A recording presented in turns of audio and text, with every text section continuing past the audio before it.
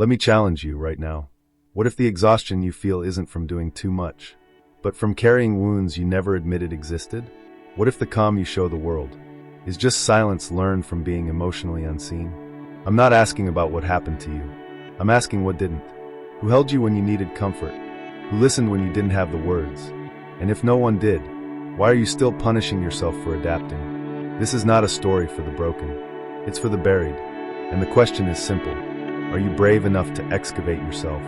Or will you keep living on the surface of a life that never truly met you? Sit with me for a moment. Not as a student, not as a seeker, but as a human being carrying memories you may not yet have language for. I am an abbot, yes, but long before I wore robes, I wore wounds. And long before you came here searching for answers, you learned how to survive without asking the questions that frightened you most. Tonight, I will not preach. I will excavate, because every heart is a buried city, and you are its emotional archaeologist. Most people believe neglect is loud. They imagine shouting, abandonment, cruel hands. But the most damaging neglect is silent. It is what did not happen, the comfort that never arrived, the curiosity no one showed, the safety that was promised by existence itself, but quietly withheld. You were fed, you were clothed, you were told you were fine, yet something in you learned to stay alert, even in peace. That is not weakness, that is evidence. When I entered the monastery, I believed silence would heal me. Instead, silence revealed me. It stripped away distraction and left me alone with a question that echoed through my chest like an empty temple. Why do I feel lonely even when surrounded by people? That question is a relic, and like all relics, it must be uncovered gently. You see, the mind builds walls quickly, but the body keeps records patiently. Your shoulders remember being braced. Your breath remembers being held.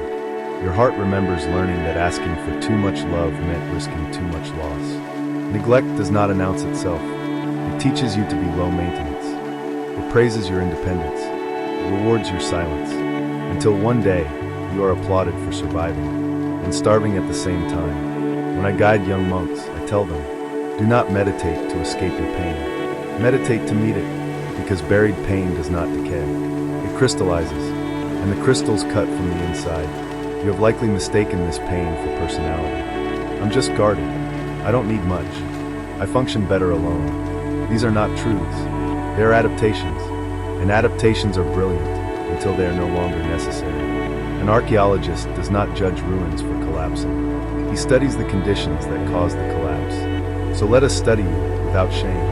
Who taught you that your feelings were inconvenient? Who taught you to read the room instead of reading your own needs?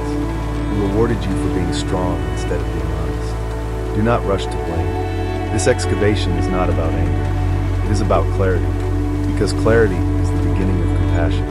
In the monastery, we say, what you resist persists. What you witness softens.